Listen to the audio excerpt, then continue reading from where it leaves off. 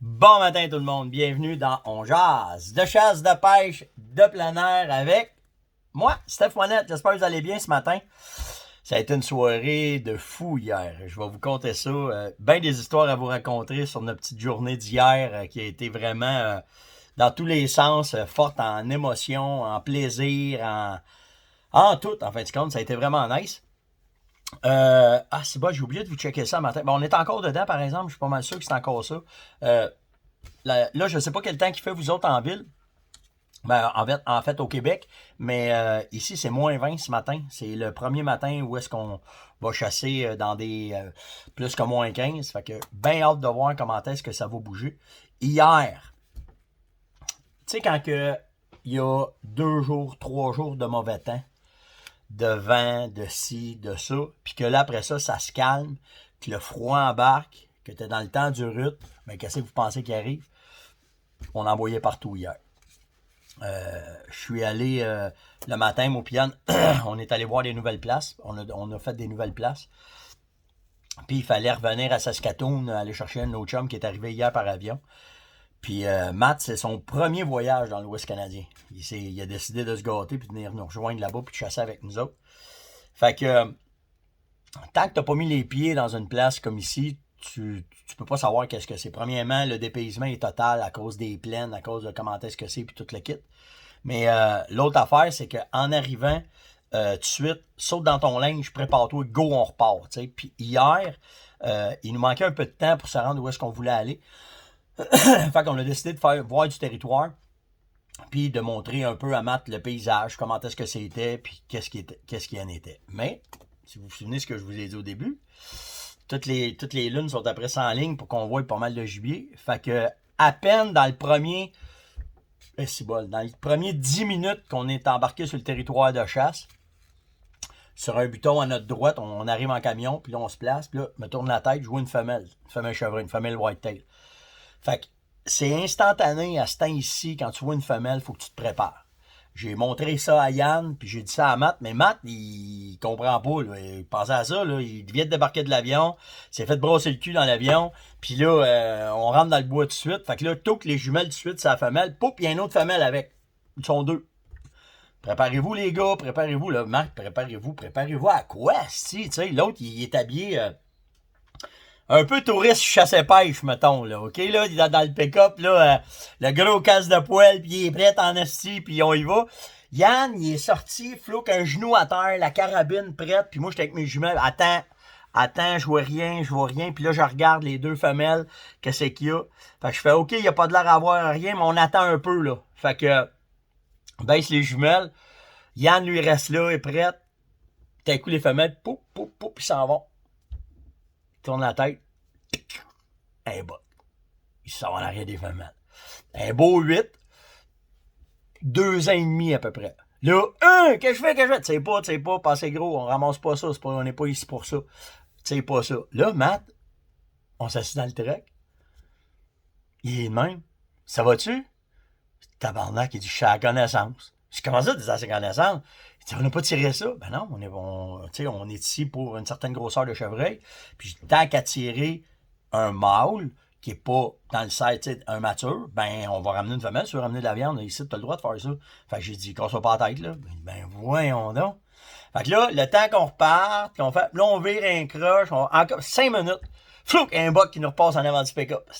Là, ouais, vite, va voir, essaye de voir, voit pas le buck. S'il a disparu, tabarnak, il dit 4 chevreuils en même pas 15 minutes. Ben, c'est ça, l'Ouest canadien. Tu peux pas savoir comment est-ce que c'est.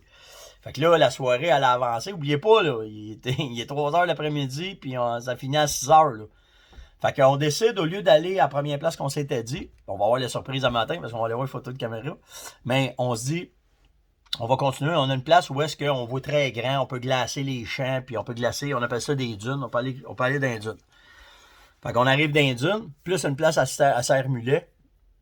Arrive avec le truck, parque le truck, glace, avance avec le truck, monte sur une butte, glace. Quand on dit glacer, c'est que tu prends tes jumelles, puis tu regardes, tu verrais pas de quoi. Oh, un mule. Oh, 2 mules. Oh. À un moment donné, ici, on est rendu à pas loin de 25-30 mules de vue. J'arrive avec le truck, Puis j'ai un appât fait à cet endroit-là pour essayer de concentrer les chevreuils, pour prendre des photos, pour voir qu'est-ce qu'on a. Puis c'est une place, tu passes entre deux butons, le truck c'est assez serré. Puis là, quand t'arrives sur le top de tout, puis là, tu vois en avant, ça décolle, c'est en avant du truck. Christy de beau mule. Fait que là, on le regarde aller, débarque, là, Yann, je suis capable, c'est un shooter, oui, shoot! Là, boum, tu le premier coup, le chevreuil tombe pas.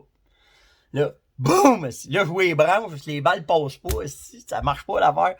Là, le mule, il part en courant, il se fait mal, Yann part en courant en arrière, il se remet sur un top de buton. Là, moi, je le suis. Boum! Je vois le chevreuil crampé. Tu l'as. Tu penses? Ah ouais, tu l'as. Ah ouais, embarque, on va voir. Là, on arrive avec le truck, parque le truck, se met à descendre tranquillement. M'en est assis, il est couché. Je lève ma carabine. Pouf! Si je le tire dans le cou. Flouk à terre. C'est quoi qui est là-dessus? Oui, il est là, ton chevreuil, va le chercher. Là, il est fou comme de la boîte. Si vous avez une chance, le vidéo, Matt, il a fait, je capote qu'il ait fait ça parce que c'est un méchant beau souvenir de quand qu'on arrive, puis on arrive à côté du chevreuil, là. C'est live, c'est là, là. Là, il est à terre, puis là, je donne une main à mon gars, puis on voit le chevreuil, puis vous remarquerez que Yann, très content de ce chevreuil-là, mais Yann, mettons le look, il sent comme colique une fois de temps en temps. Puis il avait fait aux oreilles, puis il a oublié ses tucs à la maison, fait qu'il est allé s'acheter une tuque. Puis nous autres, on lui a pas dit sa tuque, qu'est-ce qu'il avait de l'air avec quand il l'avait sur la tête. On regardera dans la vidéo qu'est-ce qu'il y a de l'air, Yann, avec sa tuque. Un matin, la tuque, il l'a coupé ici, puis il s'en sert comme cache-cou. Fait que ça a été vraiment une soirée de malade. Après ça, on a continué. Puis regardez, on récolte ce mule-là, met le tag dessus, fait l'éviscération, pogne le chevreuil, met dans la boîte du truck. Matt, il dit OK, il dit on continue. C'est comment on continue? On continue à chasser. Ben voyons donc, toi. Ben oui. Il nous restait encore 1 heure de chasse. Fait que là, on a continué dans les dunes. On se passait ses butons, on glaçait. On a revu. Matt s'est épaulé 3 fois. 3 bugs différents. Pas assez gros, pas assez mature. Attends, t'as le temps. C'est ton premier 2 heures de chasse comme toi, là, tu sais, là. Fait que, c'était ça notre soirée hier pour la première fois pour Mathieu dans l'Ouest canadien. Quand on s'est revenu, il faisait noir. Puis Matt, il dit, je suis à la connaissance. Il dit, j'avais aucune idée que c'était pour être comme ça. Il dit, je pensais vraiment pas que c'était ça. Fait que c'est le genre d'expédition qui sont le fun. Là, aujourd'hui, on s'en va prospecter, on va chasser plus. C'est chanceux de toutes les façons. Fait que, tu sais, hier, c'était vraiment pour lui montrer le territoire, on a récolté un mule. Aujourd'hui, on s'en va faire du rattling. Après-midi, on s'en va faire des salines. Puis, à soir, on s'en va s'installer dans des places pour regarder les corridors de transfert, comment est-ce que ça passe. Yann, c'est-tu hier? Non, c'est avant hier que pendant qu'on était après réactiver une saline, on se tourne la tête, c'est méga bas, il est juste à côté de nous autres. Yann essaie de faire un tir, je sais pas, je l'ai compté. Essaie de fermer son boat action, il est enroulé dans sa courroie de transport, pas été capable de passer vite, le cheval, il a sacré le camp. Fait que, tu sais, des opportunités, il y en a en masse quand tu vas dans des territoires comme ici. Puis c'est pas juste dans l'Ouest canadien que c'est le même. Il y a beaucoup d'autres territoires où est-ce que, quand c'est giboyeux, qu'on va dire, c'est ça qui est le fun. Puis Colin, ça serait le fun que ça revienne de même au Québec. On avait ça avant au Québec, avant qu'on ait des nouveaux gestionnaires qui nous passent dans les mains. Je n'embarque pas là-dedans ce matin parce que ça me tente de rester de bonne humeur. Je me suis pris une note pour vous parler de ça parce que je vous ai parlé qu'on faisait des salines. Ben, le territoire ici, j'ai une entente avec le pourvoyeur pour aménager son territoire. Ça fait 3 ans qu'on vient ici, on fait de l'aménagement. On fait environ 25 à 30 salines par année ici. Puis on les fait naturellement quand on vient au mois de novembre parce que je suis pas capable de venir dans l'été pour y faire ça. Puis les résultats sont effrayants. Donc, tu sais, pour faire les salines, ça, c'est l'exemple parfait ici parce que c'est loin de la maison. Je peux pas venir à toutes les fois. Donc, ce que je fais, c'est que j'emmène le stock. On achète les blocs de sel ici. Puis là, ben, on fait des salines, puis on monte les salines pour faire nos affaires. Là, j'ai Stéphane puis Bruno qui sont venus m'aider à faire ça pour nous donner un coup de main. Pendant que, tu sais, là, c'est un travail entre les deux parce que les gars savaient que quand j'arrive ici, moi, je me fais des places de chasse.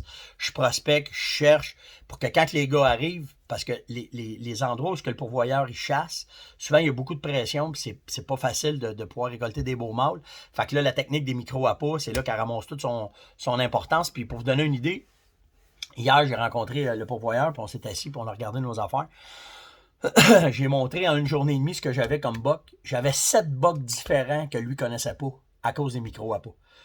Fait que la technique, elle est vraiment, vraiment efficace que quand tu as une place qui a trop de pression de chasse, les gros bocs alentour, ils viennent pas. Puis ils vont se tenir alentour pour ramasser les femelles. Puis là, ben, en faisant des petits appâts, ils rentrent dedans, ils mangent, puis là, ça nous donne une idée. Puis là, on est peut-être capable de chasser alentour de ça, au moins quand il y en a un. Puis il y a un boc hier qui a été récolté de cette façon-là. Que j'ai dit, garde, ce boc-là, il est comme ça, il est comme ça, il est comme ça. Il dit, Christy, je m'attendais pas à ça. Ben oui, tu vas voir. Puis là, en fin de compte, ben, il y a un client qui était ici, il l'a récolté. Fait que c'est ça. Fait que les fabrications de salines, il n'y a pas vraiment de temps maintenant pour les faire, de ce que je fais, puis de comment est-ce que je travaille. Fait que, tu sais, si au printemps, tu as trop d'ouvrages, puis moi, ce que j'aime pas au printemps, c'est tout dépendant des printemps, s'il y a beaucoup de neige. Des fois, les accès sont difficiles, la bouette est là, tu sais, c'est pas facile de se rendre. Ben, quand tu arrives à ce temps-ci, que le sol est gelé, c'est facile de se rendre à nos endroits de salines, puis être capable de les faire. Puis si, admettons, ici dans l'ouest, ben, il pleut beaucoup moins qu'il pleut nous autres, puis les blocs vont se laver souvent. Fait juste mettre une capote.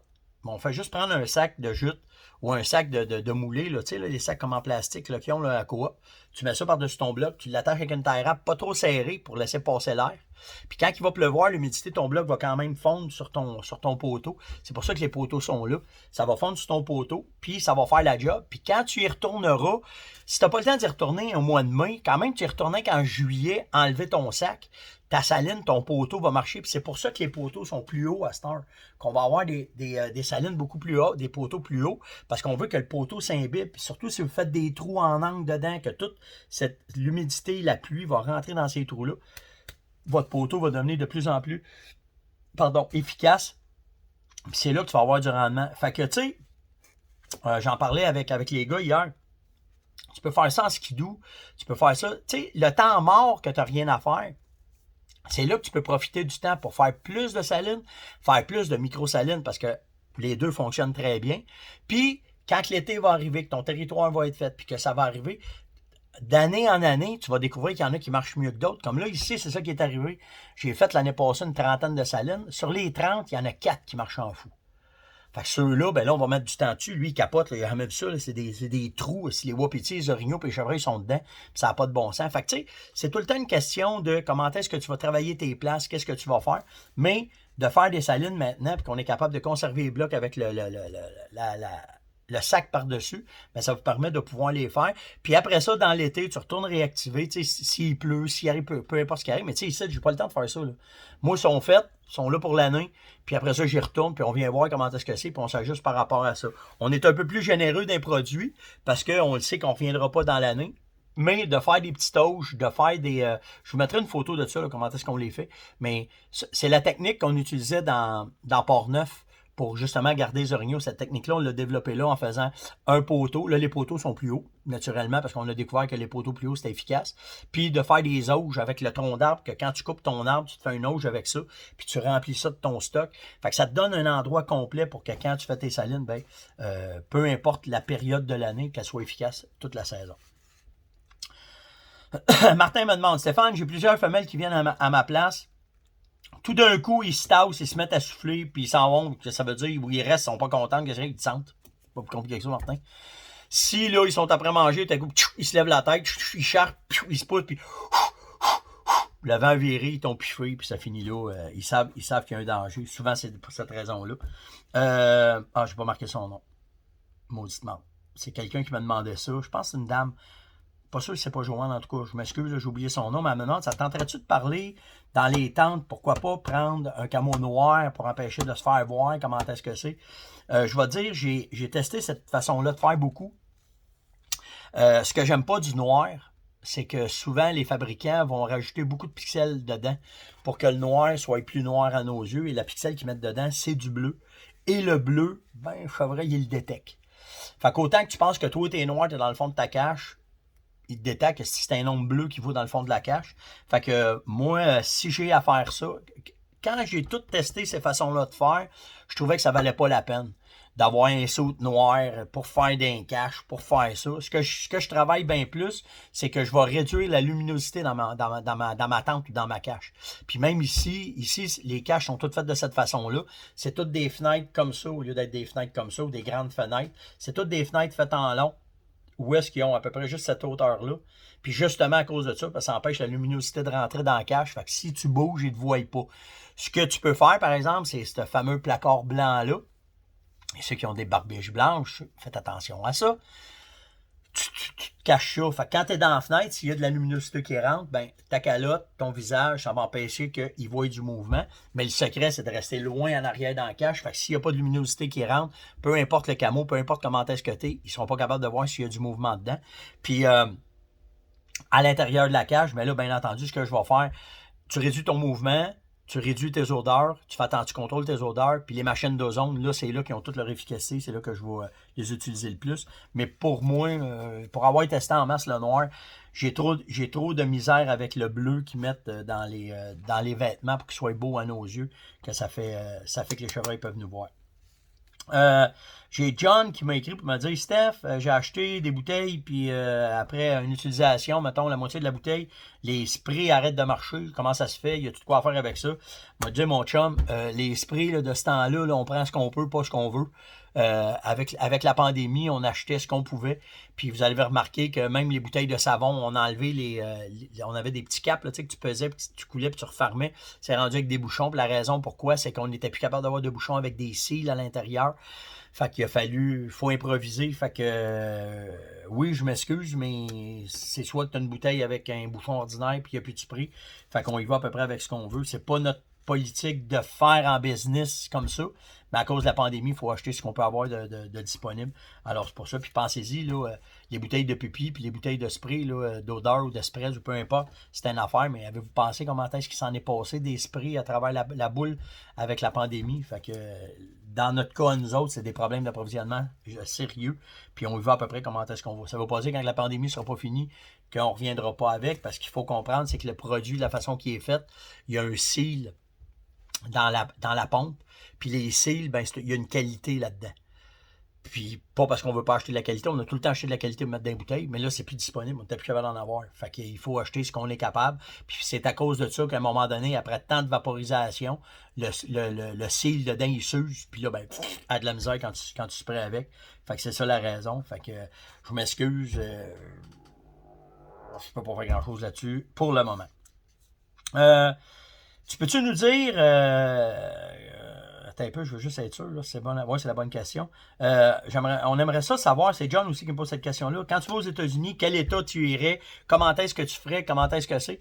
Écoute, quand la saison de chasse finit, là, aux États-Unis, c'est un éternel recommencement qu'il faut que tu fasses tes recherches. Parce que tout dépendant de la récolte, tout dépendant des statistiques, tout dépendant des biologistes, tout dépendant de bien des affaires, parce que eux autres, ils ont du monde actif, là.